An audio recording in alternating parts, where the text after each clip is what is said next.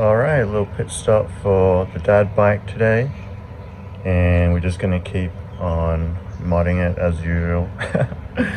I'm going to change out these forks because I kind of want to move on the GT. I want to sell it on, but I want to keep the forks, so I'm going to change those to the Magic Component forks. And I'm going to change the back wheel to a 24 just to make this a little bit lower. I think that will be more handy for my little kid to jump on as well. And I'm going to update the brakes on here. I got some Avid brakes, so I'm going to chuck on some newer brakes. These are working fine, I just kind of want to do it. Also want to fix up this mirror a little bit. It kind of just goes, it works well, but I kind of like snapped off the thing, so it's kind of just hanging on here. It's not exactly the right angle, so I might want to fix that. I want to clean this friction shifter a little bit. It looks a little bit funky.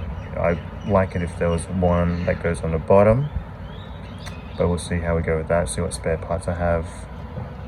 Gonna take this light off. I think there's a probably better area for the light. And then yeah, this is basically the bike. It's been working pretty well for me. Use it a lot, super handy. Got the switch kit on the front, and you can see it's the spray.au paint, spray.bike paint, holding up pretty well. It's been a few years now. Yeah, can't complain too much. And then the rings here, the rings could probably get replaced at some point, but since it's an e-kit, it's not wearing down too much. I got a throttle on here as well, you can see right there. Turbo saddle, and I got yeah, just the adapter here. This is held up real well. No issues at all. Can't remember when the last time I filmed this bike was, but no issues since then. And then I got these shed-out Struna for foot pegs for my kid. You can see they're a bit high up, so when she puts her leg here, the bottom of her leg doesn't rub on this thing, and that helps out heaps. I don't know if I need this anymore, but I think sometimes this helps her get up on the bike.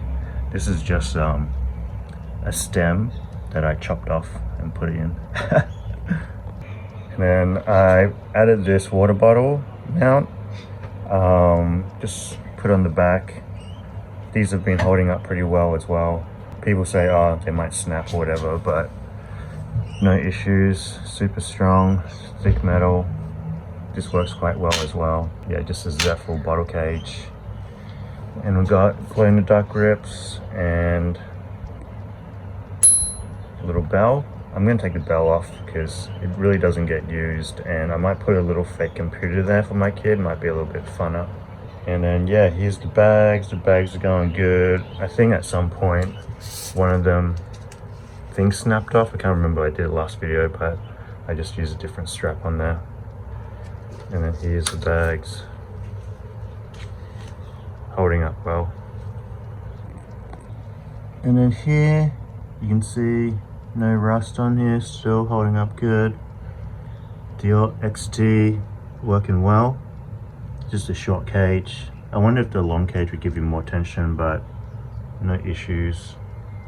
Maybe the chain slightly saggy, but yeah, still works all right. I'll just change it to the highest gear to show you the tension. All right, so it's on the highest gear, and then you can see it's just on the middle ring here.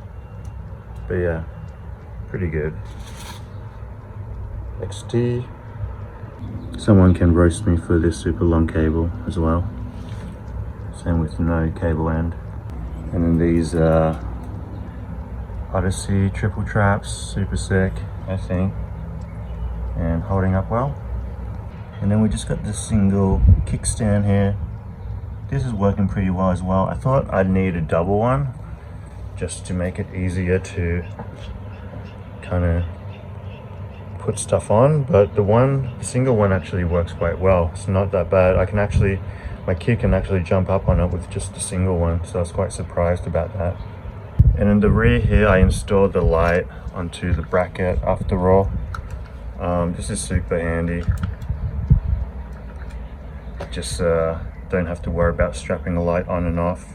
I would like a permanent light on the front as well, but I just got that makeshift one. So yeah, one thing I'd have to do to put the 24s on is I got to cut these off. These are, because it's gonna block the tire. So yeah, another reason I want to run 24s is so I can have a wider tire, more of a fatter wheelbase, since I'm carrying so much stuff on the back. But yeah, I got to trim these off. These, you can see they don't even fit 26. I think they were meant to fit 700 or 27.5 or something like that, but at this point I'm running disc brakes anyway. Probably always run disc brakes for this, and gotta chop these. I don't really like modifying original stuff, but sometimes you gotta. Yeah, so we'll see how we go today. I think easiest would be the fork and then the wheel, and then we'll do the rest. But I'm kind of keen to do the wheel first. Alright, just testing out the foot pegs here. I think they could be a little bit longer if you were an adult, but I think for a kid, probably fine. If I get a time, I might make them a little bit bigger. But yeah, not too bad. Always good to kind of hop on to see what it feels like. It's funny, the only time I ever ridden on the back is when I was with Toasty Rides, actually. When he was driving on the front. That was pretty fun. Pretty relaxing. And then here, yeah, just taking off the rack so I can switch out the wheels. You can see I don't have a ton of room, but yeah, just make it work. It can be a little bit funny just to work on it, just because it's hard to put it up. But yeah, I guess that's what happens when you got a long tail bike. Alright, and this is the bike. I'm going to take the 24 off. Another reason, I want to keep the Atom Labs wheels together. People have OCD, it'd be pretty sad to split them apart. But yeah, this bike's pretty sick, I think. But yeah, maybe one day I'll get another 24 for it. So it's just gonna hang up for now. Just taking off this back wheel, I need to unflate the tire because the tire was so fat, just to get it out of the brakes. But once that was done, it was pretty easy. And this was already a disc wheel as well, so I could just change the rotor over. Alright, so I just got the wheel on, just chucked in there. I gotta switch out the rotor as well. Hopefully that goes on, no problems. And then you can see here, it's basically touching the tire, so that's why I gotta. But yeah, I think overall it's gonna work out pretty well. And these are 2.4s, if you're wondering. Alright, so chopping these off was like super hard. I couldn't work out which angle to chop it off from, but eventually I just did it from underneath like this. It made the sawing position a little bit awkward and hard, but yeah, it got there in the end, I guess. Alright, that was quite a mission, just because the angle of the blade was quite awkward. So yeah, just got to do this other one and then file it off a bit. This though was a bit easier because of the position, but yeah, it did take longer than it looks here. And then yeah, just file it up to make sure it doesn't scratch me or anything. Just a file and some sandpaper. Alright, that's it. That's all I can do with the file I have. But yeah, pretty good clearance now, you can see. Pretty decent. And then here, switching the rotors over, or the rotor over to the other one. Pretty simple, just do it in a star pattern. And then here, chucking the back wheel on. You can see I use a little bucket just to hold it up. But yeah, it can be a little bit funky, just putting it in. I think maybe if you had a bike shop, you'd probably put it in a bike stand. But yeah, it wasn't too bad. And then I had to pump up the tire again. I'm hoping because it's a bigger tire, bigger tube, it'll hold up more air and I won't have to pump it up so often. There we go. Looking pretty good, pretty solid. And then just chuck the stand on. There we go. Alright, that's sweet as. Super stoked with that. I thought I might need to change the stand as well because I got a smaller wheel, but yeah, completely fine. Rests pretty sweet. And here's the clearance. quite a fair bit. I think you could probably run a little bit more, but I think that's perfect. The DTH, the 2.3s were getting pretty close to the side, so yeah, now I got a bit more clearance. Pretty nice. One thing you might not notice is I put this vinyl tape on here because the bag rubs on the caliper, but just to protect it a little bit. And then also change the skewer to a nicer skewer. And then here's the pedal clearance. Still pretty decent, I think. 14, 5.5. Probably like a road bike or something. So yeah, these cranks are 170, old XT ones, pretty sick. It would be cool to run like 155s or something, but sometimes having it a little bit close to the ground isn't bad as well if you're trying to always stepping your foot on and off. So yeah, just a little food for thought. Another thing you might be wondering is I didn't have to change the cassette because I'm running friction, and I'm also running friction on the bike, so that makes it easy. But yeah, both of them were 8s anyway, 8-speed. Alright, here it is, looking pretty sweet. If you're ever thinking about switching to a smaller wheel, you just need to know that your gearing is going to go down a little bit. You won't be as quick, but it'll help you climb up hills a bit easier. Here I'm just measuring how much difference it made to the height. It only ended up about being 7 centimeters, but yeah. I guess you could also cut the struts if I wanted to, but yeah, I didn't want to cut the struts just yet. Alright, that's all on there. Looking pretty sweet, I think. And here, just switching out the forks. These are the Magic Component ATB forks. You might have seen the video I made on it. But yeah, they look pretty sick, I think. And then here, when I cut the stereo, I made sure I made it a little bit longer just in case I wanted to switch stuff around, which is what I always do. So if you're gonna switch your stuff around, plan for that. I think the tricky thing was undoing the two bikes and putting the rest of the bike somewhere. I end up just leaning it down. If you have spare forks, you can also put a spare fork on. I end up doing that later in the vid. But yeah, it was a little bit tricky here. I think that's probably why I haven't done it yet, just because I knew it would be a little bit of a pain. And then here I was just seeing if I need to switch to crown race. Sometimes the crown race, it might work with the different headset depending on angle, but I just looked in there and there was a little gap, so I got to switch out to crown race as well. And then yeah, just taking it out, putting in these Mazukis in, and then same with the GT, putting some other Mazukis in. I would like to try this dad bike with suspension fork at some stage, but I'll probably have to look for super low suspension, maybe like 80 mil or something, not to throw the handling off too much. And then here, yeah, just tapping the crown race off. Yeah, it was pretty tight on this one, but yeah, I ended up using my tool and it came off. And then just give it a clean, a little bit of a grease up, and then just chuck on the other one. And shout out Darren again for the crown install race tool. Still going hard on this one. And then yeah, was able to chuck the fork on, no issues there. Just make sure you put everything from the headset back on there. There's little washers and everything. And then yeah, chucking the wheel on. The wheel went on alright. I think I just had to switch the position of the washers for some reason. Just pull them all the way out and put them in. But yeah, after that seemed to fit pretty good. Alright, here it is, the fork's on. And these are on the GT, not too bad either. I just gotta fix up some of this top stuff. And then we should be looking good. Put on the brakes as well. Alright, so I got these brakes, and these are the ones I'm chucking on. They do say these are for the rear, but we'll see. Should work still.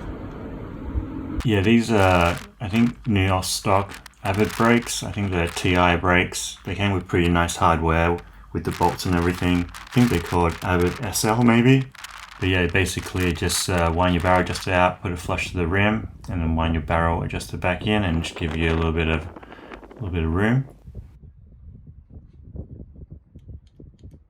And then if your brake pad is touching on one side, you just use these little screws, just wind them in clockwise, and it'll put more pressure on that side. And you can see this is going pretty well. Alright, that's done.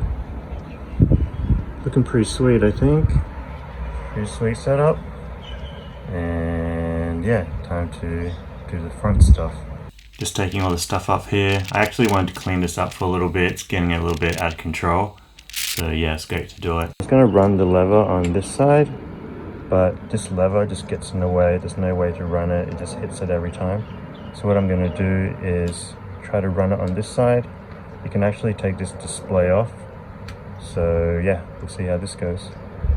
Another thing is I'm just running the throttle right next to the grip, so it's a little bit easier. I had it on the other side before.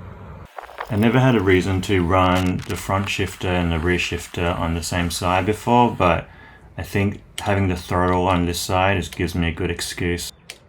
So just testing the hand positions here, just make sure it's comfy. But yeah, super keen to try the two shifters on one side. You can see I just had to take everything off again, and then this display just comes off with 2 screws.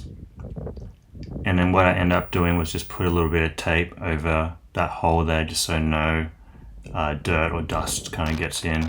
Try to keep it as clean as I can.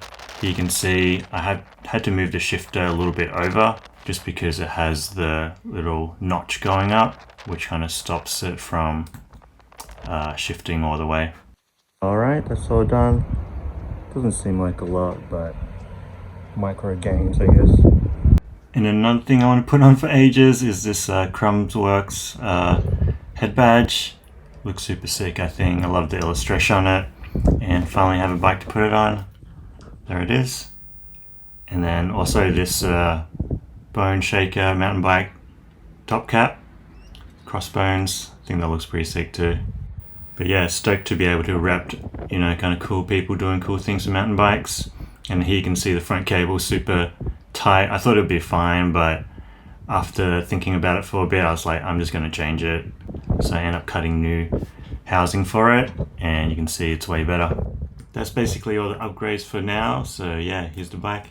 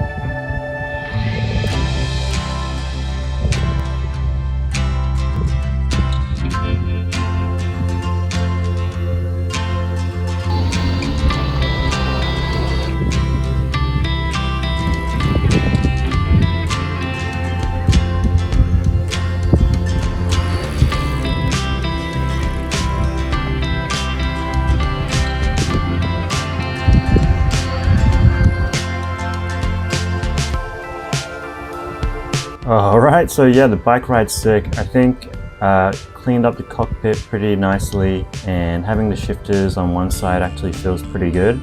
Isn't too awkward at all. And then I still got to sort out a mirror. I think the other mirror was just yeah, a little too big. I want something a little bit smaller. I do have a smaller one, but it's a little bit clunky, so I might have to do something with that. And the riding of it feels pretty good. It gives you a slightly slacker head tube angle, which I didn't really think would matter that much, but it makes it a little bit more relaxed and easy to turn. And then also with the pegs, with the little foot pegs, I still need to do something with that. But yeah, that's basically it for now. I think with the rear wheel, riding it around feels pretty good, and you do top out but I got the E-kit anyway, so it kind of maxes out just enough. I wouldn't need it to max out if I didn't have the E-kit on it. But yeah, all in all, hope you liked it. Thanks for watching, and I'll catch you next one. Peace.